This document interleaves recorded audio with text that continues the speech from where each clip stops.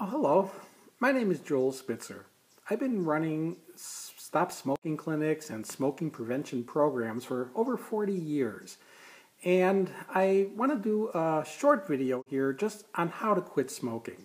Now, I'm going to give you what I use as my basic tip sheet of people. You're thinking of quitting smoking, you want to plan on how to do it. Okay, here's some simple tips. The first one, it's go cold turkey.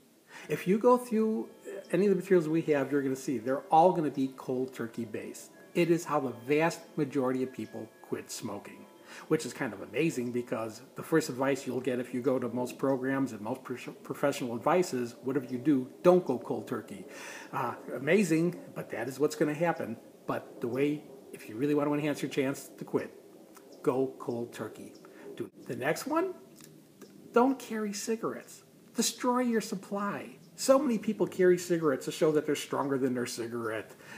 You're not stronger than your cigarette. You're not going to win by being stronger than your cigarette. You're going to win by being smarter than your cigarette, which isn't a hard task when you consider smoking or cigarettes have no intelligence whatsoever. But don't carry them. If you have them, you may get them before you know what you're doing, or you may get them knowing darn well what you're doing, and it could really undercut this attempt. Quit one day at a time.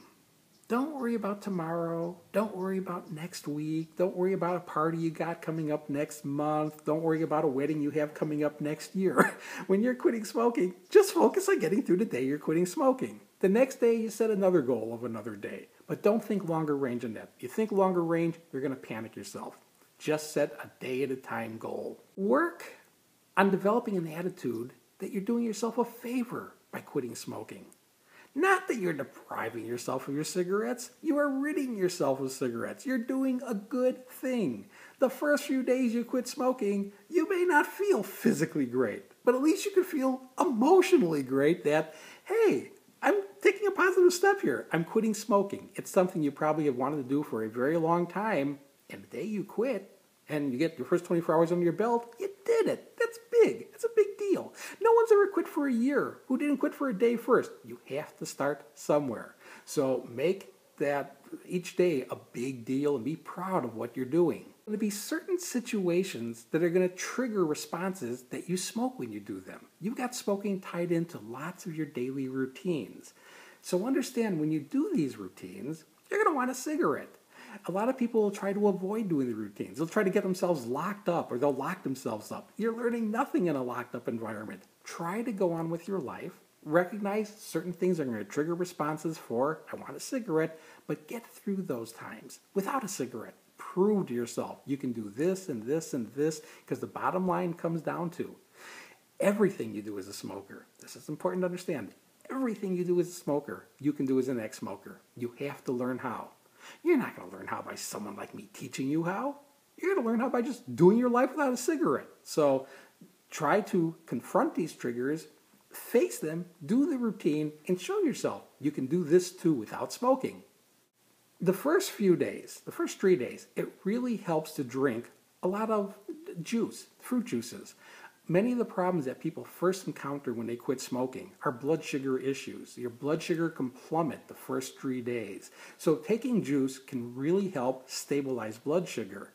If you can tolerate it, if you don't have any problems with acidity, cranberry juice is probably the best. Reason being, cranberry juice is very acidic. And the more acidic you make your urine, the quicker nicotine will get excreted. And the quicker nicotine gets excreted, the sooner the withdrawal ends. It may only make the difference of a few hours by having the cranberry juice over other kind of juices in easing up the withdrawal. But hey, you want those few hours. You want this to be as short of a process as possible. And cranberry juice can really help that a lot. But for blood sugar, any juice can help with that. Make a list. This you even should do before you quit smoking, of why you want to quit. This is important, to make that list. When you get the thought, read the list. It'll reinforce your resolve, your reasons for why you have stopped. That list can never get shorter. Those reasons were real the day you wrote them. You may find over time, though, you may have to add to that list as you notice improvements as you quit smoking and you realize, oh, I can do this now, I can do this, I feel better. That stuff gets thrown on the list. That's to help you when you get thoughts or urges down the line, and they're more thoughts. They're triggered by circumstance, but to have that list readily available. We used to carry your cigarettes. Pull it out and read it, and you'll find by the time you're halfway done the list, and maybe all the way through the list, you'll realize, boy, I'm glad I don't smoke anymore, by having read that list and reinforcing why you stopped. Concerned about weight, and many people need to be concerned about weight. You need to be careful when you first stop smoking. You need to be careful of how you substitute food for cigarettes, which can very easily happen. If you're concerned about weight, you almost need to have a plan in action of how to eat your meals. You might have to have snacks between meals. This is to help to stabilize the blood sugar. And the juice between meals might be a route to go. But helping to stabilize your blood sugar can be very effective. And it's not eating more in a day, but maybe spacing your meals out, or spacing your snacking out, breaking the meals apart a little bit so you have food in those interval time periods. Also, you can increase your exercise. It's something you want to be careful. You don't want to go out and try to start running marathons, especially if you haven't exercised before. But incorporating exercise into your life can help with weight control over the long term, and initially in the beginning give you something to do with some of that time that you may very well have since you're not smoking. Probably going to encounter problems in those first few days. Well, that has nothing to do with just the fact that you quit smoking. It's just people encounter problems pretty much on a daily basis. Keep in mind, no matter what the problem is, cigarettes can't solve the problem. My classic example I use is how people, if they get a flat tire, they feel like they have to have a cigarette. Well, think about it. What's a cigarette do for a flat tire? Absolutely nothing. It makes you stand outside and look at the flat longer. It makes you stand outside if it's raining and cold. It makes you stand out and get wetter and colder. It doesn't fix the tire. What fixes the tire is, again, you fixing the tire. And the first time you do something like that without a cigarette, hey, you show yourself how to deal with that particular stress. But this goes for every kind of stress you have. You will have things that will trigger the response. Don't give in to the trigger, but try to deal with the problem, whatever presents, and show yourself you can do that without smoking. It's going to be important for you to really understand what you are to be able to quit smoking and stay off. The term that I'm going to use here is a smokeaholic, but what it really comes down to understanding is you're a drug addict. You may not like the sound of that, you may not like the implication of it, but you better understand the reality of it. You're a nicotine addict, which is no different than any other drug addict. You just happen to have yourself addicted to a drug which is more legal and in many ways more acceptable than other hard drugs, but every bit as addictive and, for all practical purposes, every bit as deadly. Cigarettes kill more people than all other drugs, including alcohol, all other drug addictions combined.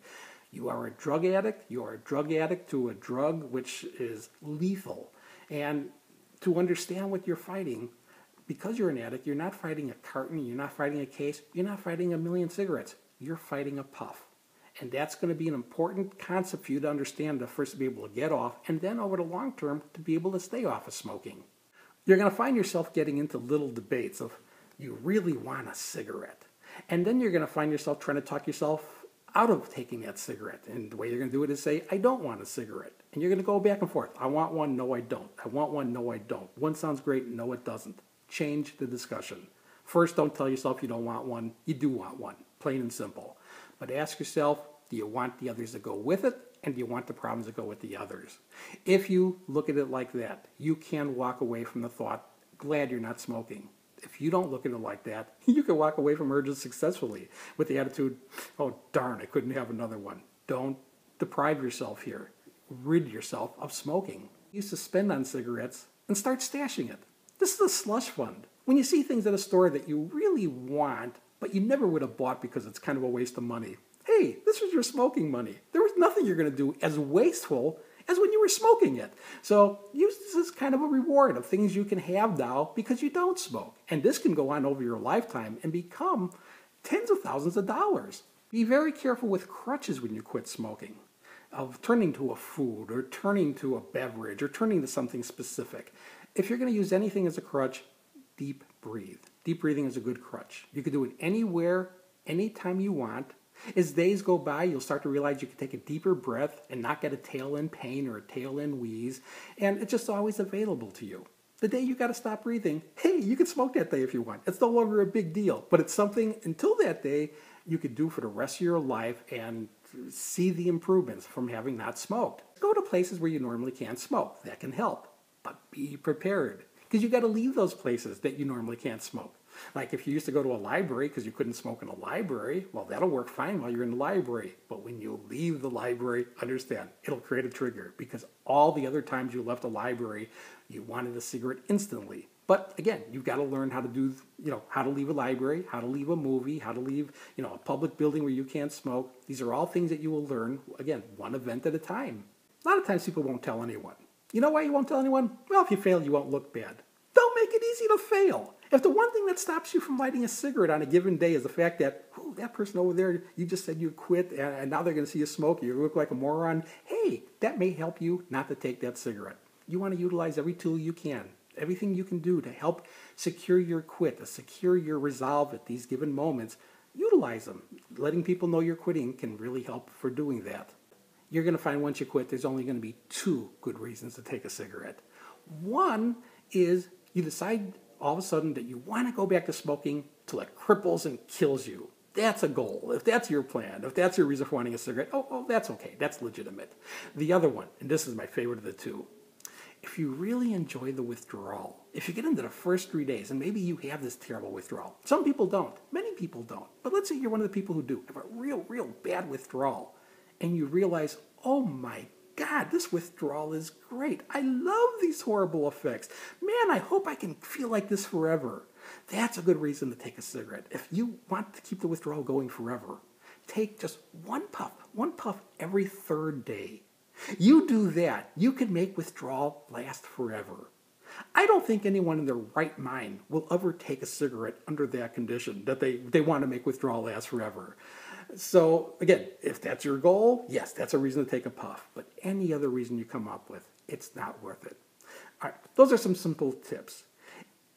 They really are the information that you could use to pull off your quit and do it on your own. Just know, you can't quit smoking. Most important message here, quitting smoking is very doable by anybody who really wants to do it. And all you really need to do to quit, it is actually quite simple. It's making a commitment and then sticking to that commitment.